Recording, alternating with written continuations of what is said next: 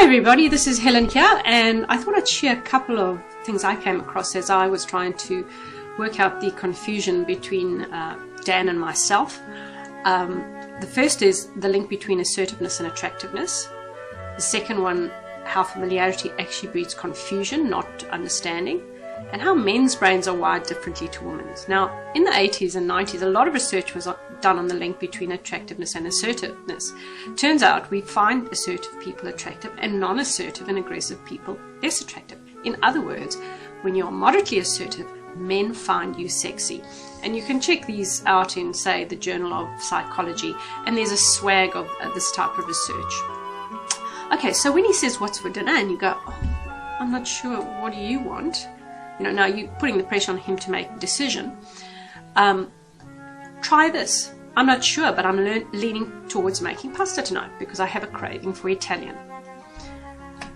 Next piece of research or advice from an expert is, according to Professor Deborah Tannen, after a couple of years together, women think their man should know what they want without saying. Men, on the other hand, feel their partners should no longer dance around issues and be able to say exactly what they want. You can see the disconnect there. But here's another piece that I just found out of a cognitive science journal in 2007. People who live together, work together, assume that the other person already knows what they're talking about, so they tend to use shorthand.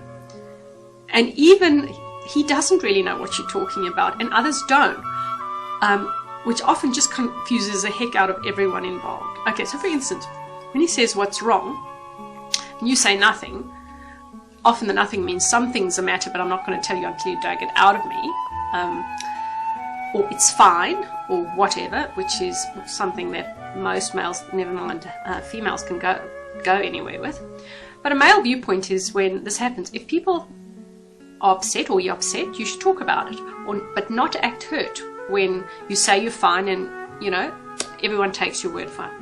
So next time you're upset, instead of saying nothing or "it's fine," or whatever, try "I can't talk about it now," you know, or, you know, "I just need a bit of space to process this." And then when you are sufficiently calm or less upset, you can then talk it over with whoever can solve the problem. Okay, and next piece of research. Now, this is about how our brains are wired. Research shows that men are better at being verbal and emotive. We can talk about it, we can listen carefully, we're intuitive, and we are relational. Men are much more impulsive, they're single task focused, and in short, they are analytic and action. So when you say "we need to talk" or "I have a problem," immediately his brain goes into, "Oh, what do I need to solve here?" He feels pressure to solve a problem for you, and he's not really listening. And he feels inadequate if it's an emotional problem or something that a friend did to you or something. He does not understand that women release stress by talking. So position it for him so he can relax and listen to you and actually hear you. So instead of saying "we need to talk" or "I have a problem," say "I need to talk about whatever the problem is, but I don't need you to fix it or do anything. I just need for you to listen." Okay, so I've as a bonus, you can load this infographic down, pass it on to your friends, you know, let them learn these couple of simple tips.